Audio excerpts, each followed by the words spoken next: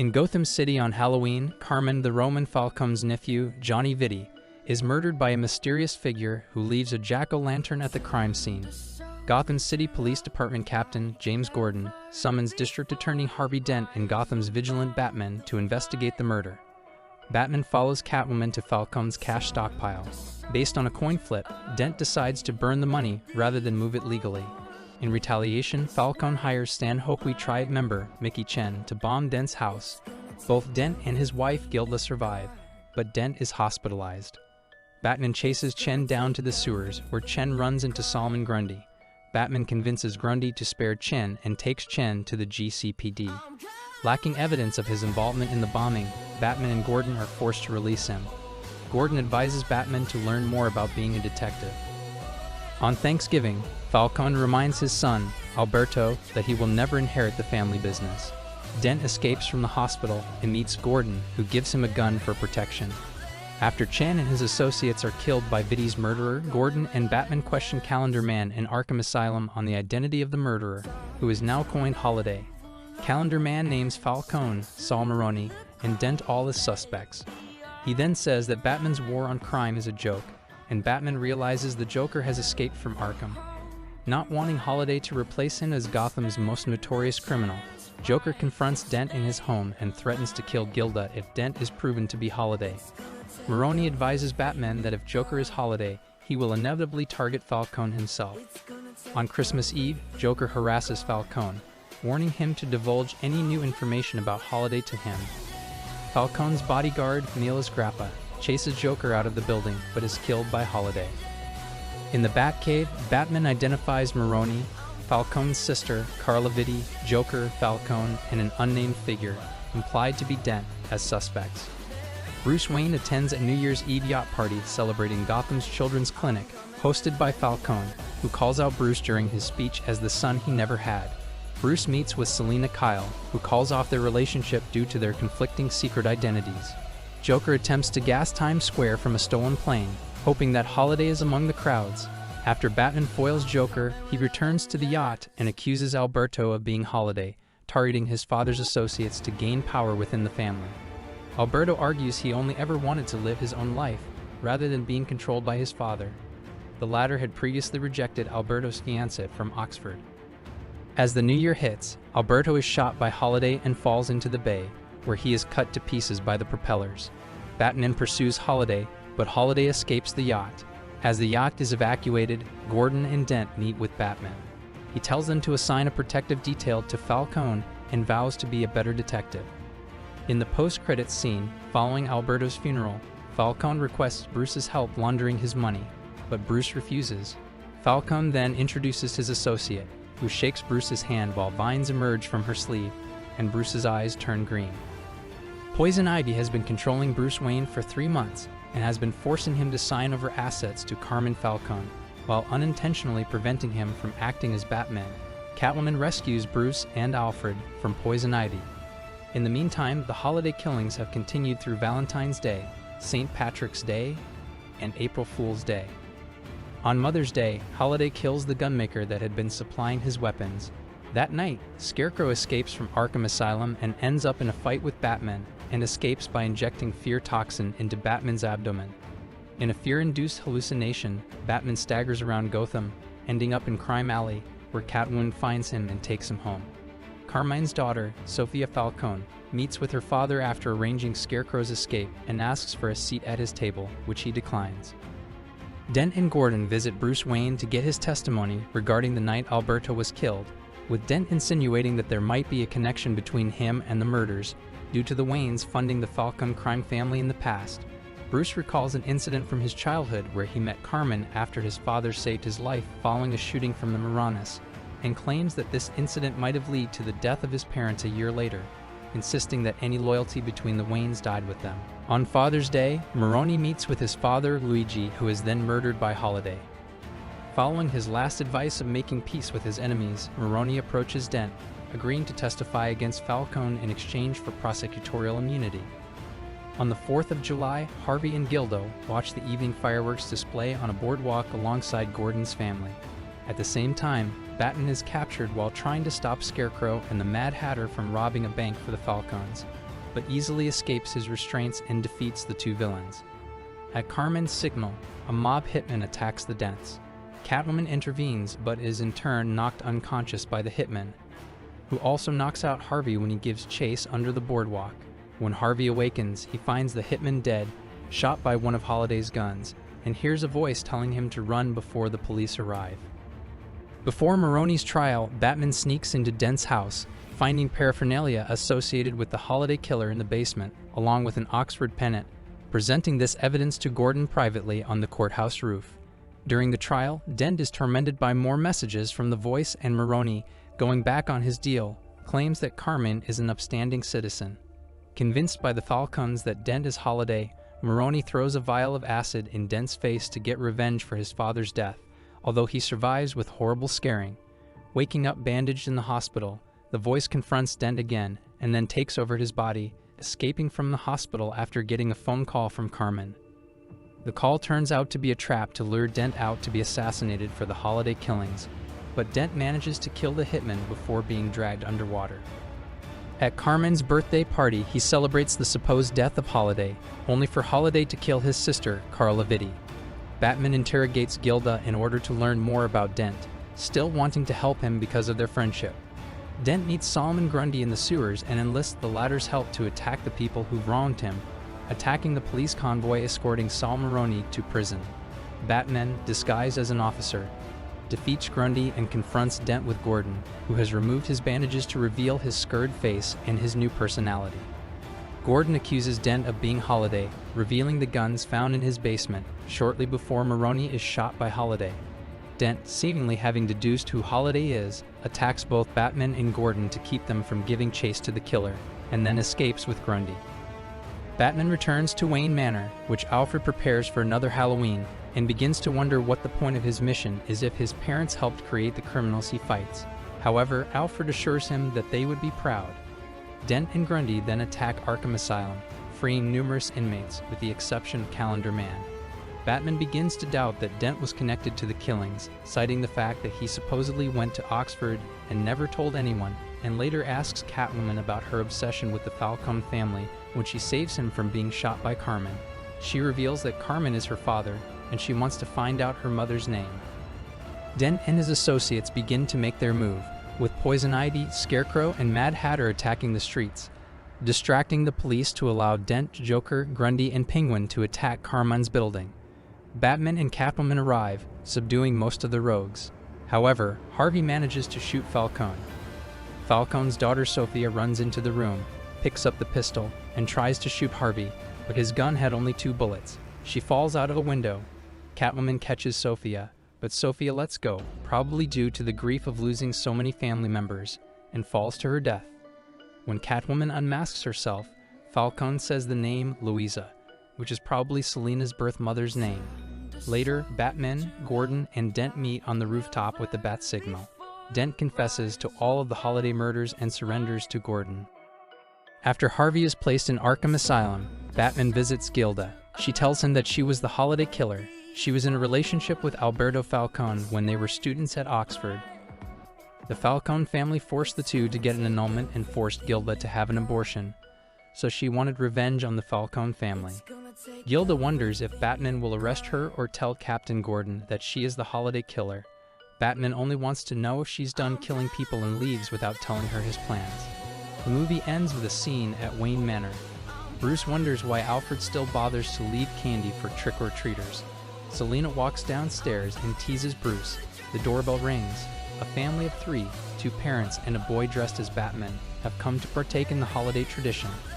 In the post-credits scene, the doorbell rings again. Alfred opens the door and sees the Flash and Green Arrow.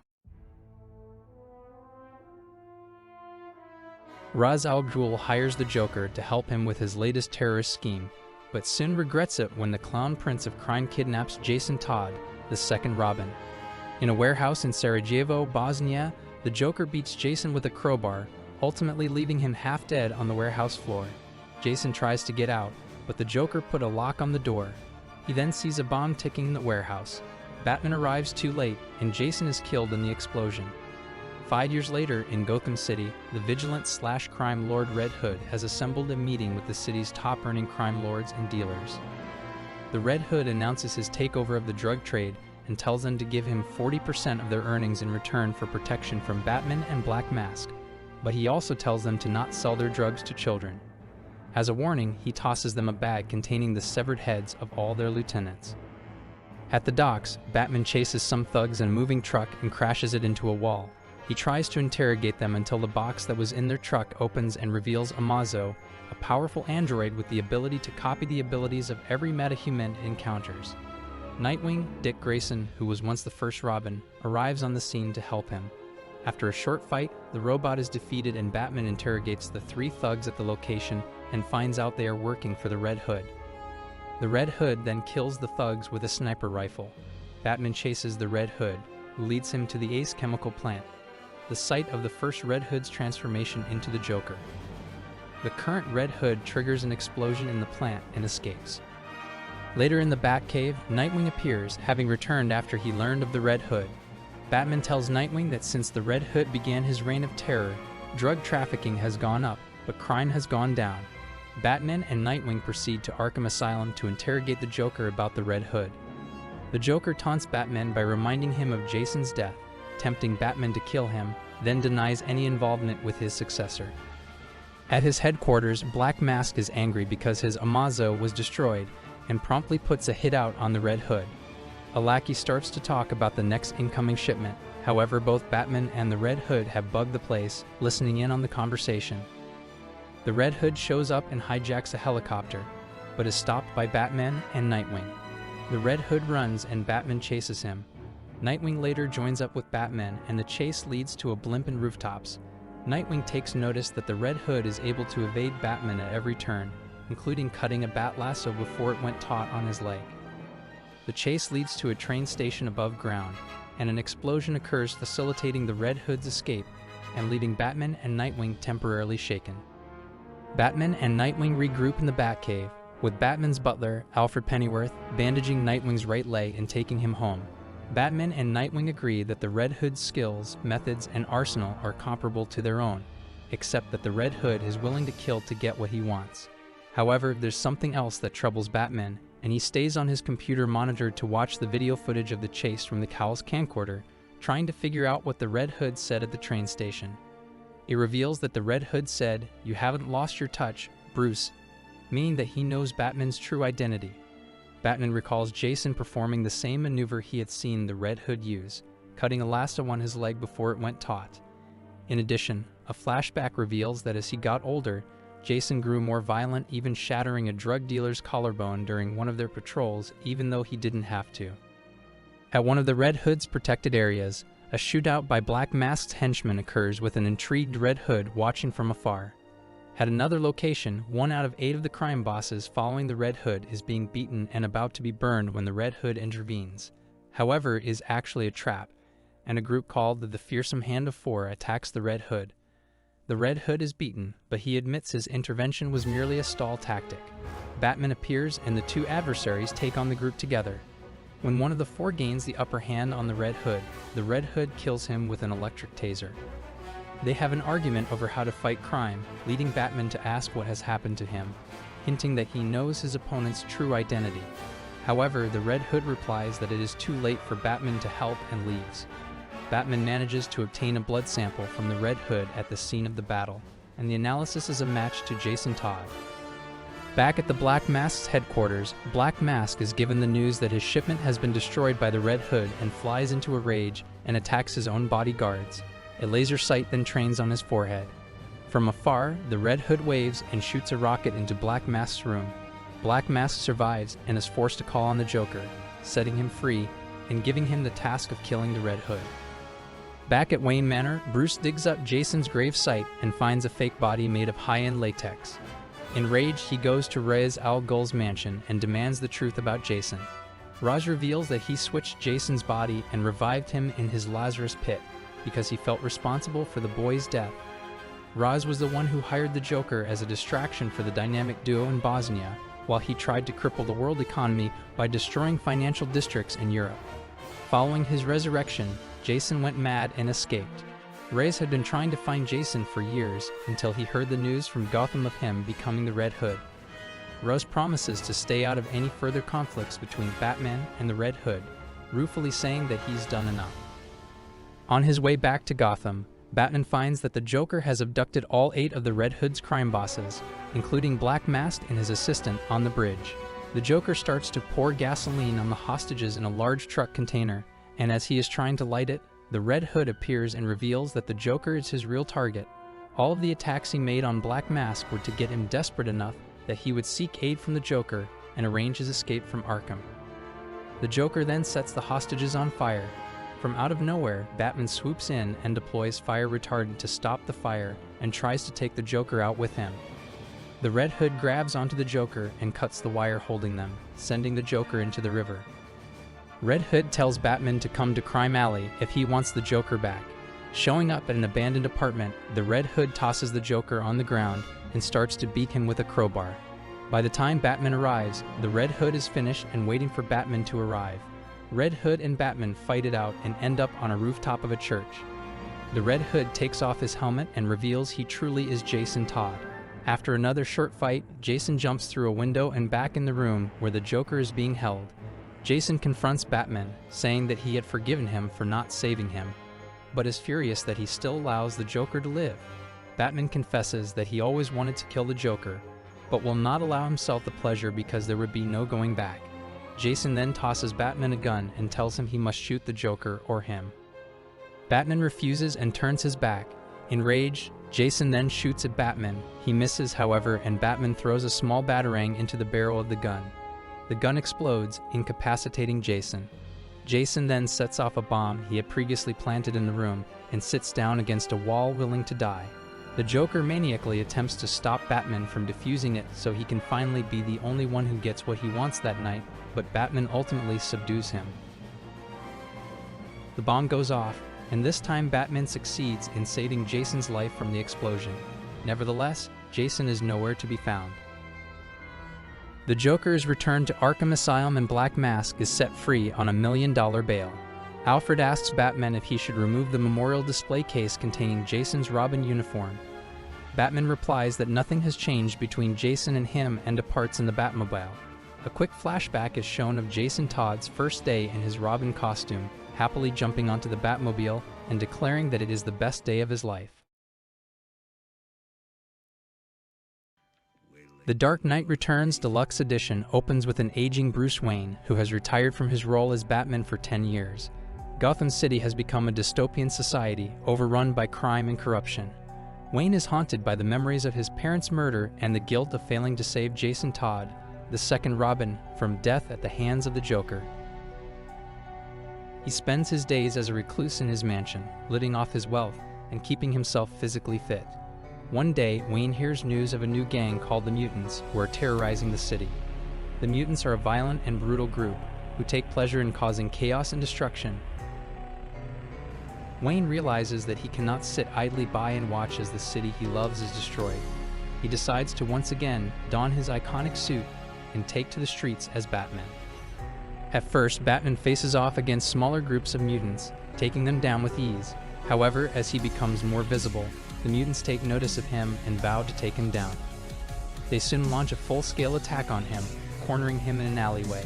In a brutal and bloody battle, Batman fights for his life against the mutants' leader, a monstrous thug named Mutant Leader. Although Batman is badly injured, he emerges victorious and breaks the mutant leader's spirit. The city takes notice of Batman's return, and his actions inspire a new sense of hope in the hearts of Gotham's citizens. However, not everyone is happy about Batman's return. The city's police force, led by Commissioner Gordon, are skeptical of his methods and are wary of his presence. They view him as a vigilant and a criminal, and they are determined to bring him to justice. Meanwhile, Batman is faced with a new threat, the return of the Joker. The Joker has been confined to the Arkham Asylum for years, where he has been catatonic and unresponsive. However, as soon as he learns that Batman has returned, the Joker springs to life and begins plotting his revenge. He escapes from the asylum and sets out to wreak havoc on the city, using his twisted sense of humor and penchant for destruction to cause chaos. Batman realizes that he must stop the Joker before he causes any more damage. He engages in a deadly game of cat and mouse with the Joker, as the two face off in a battle of wits and strategy. The Joker unleashes a series of attacks on the city, including poisoning the water supply and staging a horrific attack on a talk show. The police are unable to stop the Joker, and the city is plunged into even deeper despair. As the situation in Gotham City grows more dire, Batman realizes that he must find a way to stop the Joker once and for all.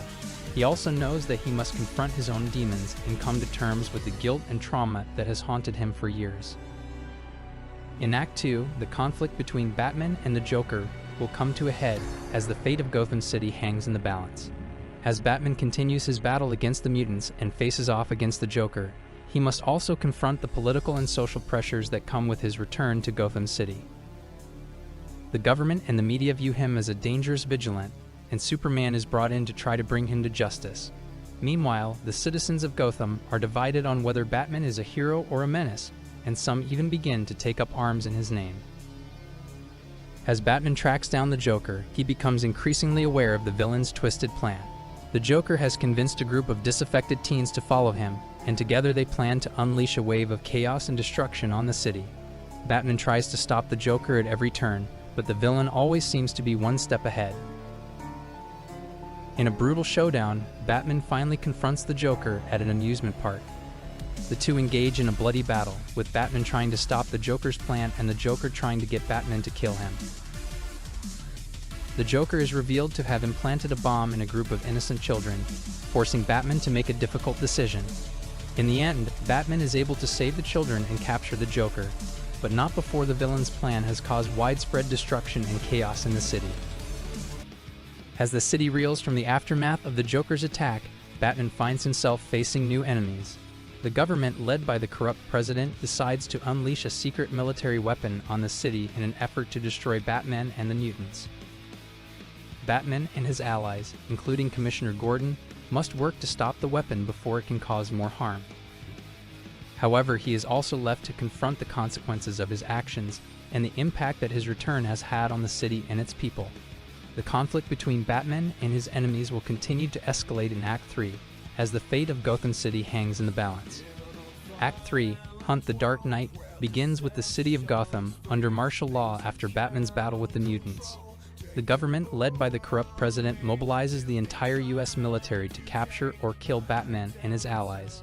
Meanwhile, the mutants have rebranded themselves as the Sons of Batman and are fighting back against the military occupation. Commissioner Gordon, who has been a staunch ally of Batman throughout the series, is captured and tortured by the government in an effort to reveal Batman's whereabouts.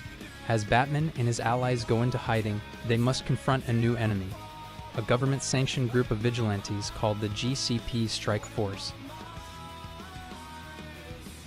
This group is given free rein to use any means necessary to capture or kill Batman, and they are responsible for many of the atrocities committed against the citizens of Gotham City. In a dramatic sequence, Batman leads a daring raid on the Strike Force's headquarters, using his advanced technology and tactics to outmaneuver the heavily armed soldiers.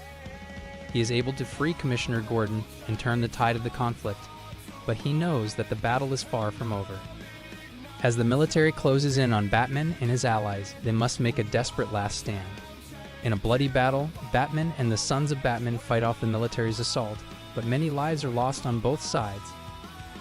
In the aftermath of the battle, Superman arrives in Gotham to confront Batman. Superman has been ordered by the government to take down Batman once and for all, but he is conflicted. He knows that Batman is a hero, but he also knows that he must follow the law and do what is best for the people. The two engaged in a brutal battle, with Batman using his intellect and tactics to try to outsmart the more powerful Superman. In the end, Batman is able to defeat Superman by using a weapon that he had developed specifically to take down the Man of Steel. In the final moments of the series, Superman lays down Batman's body and promises to carry on his legacy. The people of Gotham City come out to pay their respects to their fallen hero, and they begin to realize the impact that Batman had on their lives. The story ends with a sense of hope and optimism, as the people of Gotham City look to the future with renewed courage and determination. The animated movie Batman, Gotham by Gaslight is set in Victorian-era Gotham City, and follows the Caped Crusaders' pursuit of Jack the Ripper. As the movie begins, Batman saves a wealthy couple from being robbed and defeats their handler, Big Bill Dust, in the process. At the same time, Ivy, an orphan-turned-exotic dancer and prostitute, becomes the latest victim of Jack the Ripper. The murders continue to occur night after night, causing widespread fear and unrest among the citizens of Gotham. Despite being a vigilant, Batman is feared by both the guilty and the innocent alike. The people of Gotham believe that he and Jack the Ripper are the same person. Stage actress Selina Kyle, who is a protector of the women from Skinner's End, confronts Gotham policeman James Gordon and Chief Bullock for their inaction in stopping Jack. Later that night, Selina acts as bait for Jack, but he gets the upper hand during their fight until Batman arrives. After the encounter, Batman asks Gordon to help him bring Jack the Ripper down. At the Monarch Theater with his friend Harvey Dent, Bruce meets Selina and the two bond at the Dionysus Club. Bruce realizes that both he and Selina were taken in by Sister Leslie, and some of the murdered girls were orphans formerly under Leslie's care. Bruce rushes out to save Leslie from Jack the Ripper, but arrives too late as Jack has already killed her. At the crime scene, Bruce finds a bloody Dionysus Club pin, suggesting that Jack is one of Gotham's wealthy. At Sister Leslie's funeral, Bruce is approached by Hugo Strange, who claims to know the killer and wants to meet with Batman. Bruce also encounters Marlene, a drunken old woman who claims she saw him sneaking around when Sister Leslie was killed. Alfred stops 3 orphans from pickpocketing Bruce and decides to help them. At Arkham Asylum, Hugo is attacked by Jack the Ripper and is ripped apart by his own crazed patients. Batman chases Jack on top of an airship, and during their fight, the airship explodes, leaving Batman wounded as Jack the Ripper escapes. Batman is then chased by police, but is saved by Selina before he is cornered. Selina takes Bruce, who is now revealed to be Batman, to her home where they spend the night. After the death of Marlene is discovered, Bruce is arrested, and Dent accuses him of being Jack the Ripper out of jealousy for Selina's love. Bruce is sent to Blackgate Penitentiary, where he is visited by Selina, who urges him to reveal his identity as Batman to clear his name and help save the girls from Jack. When he refuses, Selina decides to tell Gordon herself and reveals that she has one of Batman's batarangs. Bribing a guard to deliver a coded message to his manor, Bruce escapes after staging a prison fight. He meets with the orphans, who deliver him his suit and a steampunk motorcycle. Meanwhile, Selina meets with Gordon at the Gotham City World's Fair and discovers that he is Jack the Ripper. Batman discovers this too when he is at Gordon's home and discovers his secret room exposing his gruesome hobbies and past as a butcher.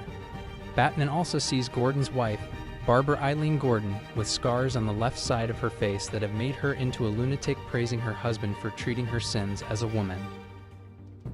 Selina is injected with a drug but manages to use her blood and the fair's searchlight to create a makeshift bat signal. Batman arrives and fights Gordon in a Ferris wheel, where Gordon reveals his holy work is to rid Gotham from what he sees as filth, including prostitutes and homeless orphans. He sees himself as a savior and believes that Selina could have been saved if she had followed his rules. Batman ultimately defeats Gordon, but the madman chooses to walk into the flames and escape justice. Finally, the ending scene shows Batman and Selina being greeted by Alfred and the orphans who are now Bruce Wayne's wards. This brings the story full circle, showing that while Batman was unable to save all of the victims of the Ripper, he has managed to provide a home and family for some of Gotham's most vulnerable children. Overall, the ending of Gotham by Gaslight is a gripping conclusion to a dark and complex story that explores the darker aspects of human nature. Bruce Wayne returns home to Gotham City from training abroad in martial arts, manhunting, and science for the past 12 years, and James Gordon moves to Gotham with his pregnant wife, Barbara, after a transfer from Chicago. Both are swiftly acquainted with the corruption and violence of Gotham City, with Gordon witnessing his partner Detective Flass assaulting a teen for fun. On a surveillance mission in the seedy East End, a disguised Bruce is propositioned by teenage prostitute Holly Robinson. He is drawn into a brawl with her pimp and is attacked by several prostitutes, including dominatrix Selina Kyle. One of the two reporting police officers shoot him without provocation and take him in their squad car. But a dazed and bleeding Bruce maneuvers his handcuffed hands in front of himself and demands the police get out. The cops try to subdue him, but the ensuing struggle causes the police car to careen out of control and flips. Bruce flees, but not before dragging the police to a safe distance. He reaches Wayne Manor barely alive and sits before his father's bust, requesting guidance in his war on crime. A bat crashes through a window and settles on the bust, giving him inspiration. Gordon works to rid corruption from the force, but on orders from Commissioner Jillian Loeb, several officers attack him, including Flass, who threatens Gordon's pregnant wife. In revenge, Gordon tracks Flass down, beats, and humiliates him, leaving him naked and handcuffed in the snow. As Gordon becomes a minor celebrity for several brave acts, Batman strikes for the first time, attacking a group of thieves. Batman soon works up the ladder, even attacking Flass while he was accepting a bribe. After Batman interrupts a dinner party attended by many of Gotham's corrupt politicians and crime bosses, including Carmen the Roman Falcone, Lowe orders Gordon to bring him in by any means necessary. As Gordon tries in vain to catch him, Batman attacks Falcone, stripping him naked and tying him up in his bed after dumping his car in the river.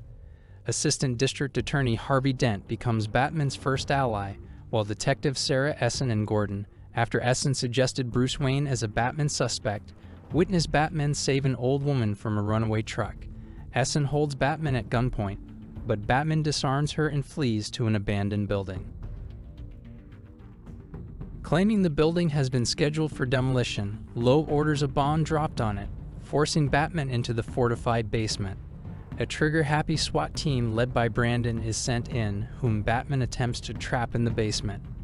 They soon escape, and after tranquilizing Brandon, Batman dodges as the rest open fire, barely managing to survive 2 bullet wounds.